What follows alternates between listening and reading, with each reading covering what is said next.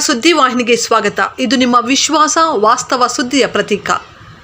ಮುಳುಬಾಗಿಲು ನಗರ ಐತಿಹಾಸಿಕ ಹಿನ್ನೆಲೆಯ ಚಾರಿತ್ರಿಕ ಕಟ್ಟಡಗಳು ನಮ್ಮ ನಗರದಲ್ಲಿ ಇರುವುದಕ್ಕೆ ಸಾಕ್ಷಿಯಂತೆ ನಿಂತಿರುವ ಬಾಂಗ್ಲಾ ಶಾಲೆ ಹಾಗೂ ತಹಸೀಲ್ದಾರರ ಕಚೇರಿ ಆವರಣದ ಹಳೆಯ ಆಡಳಿತ ಭವನ.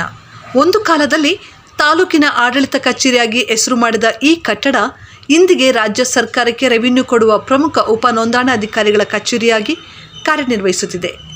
ತಾಲೂಕಿನ ಯಾವುದೇ ಜಮೀನು ಸೈಟ್ ಮಾರಾಟದ ದಾಖಲೆಗಳು ಇಲ್ಲಿಯೇ ನೋಂದಣಿ ಆಗಬೇಕು ಎನ್ನುವ ಏಕೈಕ ಕೇಂದ್ರ ಇದು.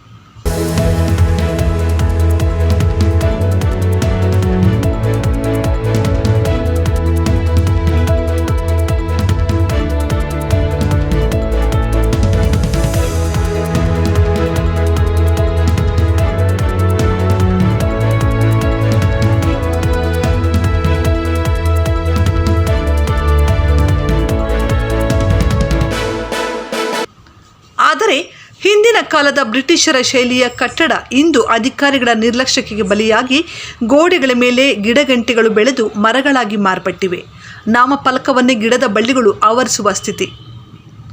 ಜಮೀನು ಸೈಟ್ಗಳ ಅರ್ಜಿಗಳು ಹಾಗೂ ಸಾರ್ವಜನಿಕರ ಬೆಲೆ ಬಾಳುವ ದಾಖಲೆಗಳು ಸುರಕ್ಷಿತವಾಗಿರಬೇಕಾದ ಈ ಕಟ್ಟಡ ಮಳೆ ಬಂದರೆ ಸೋರುವ ಸ್ಥಿತಿಗೆ ತಲುಪಿದೆ.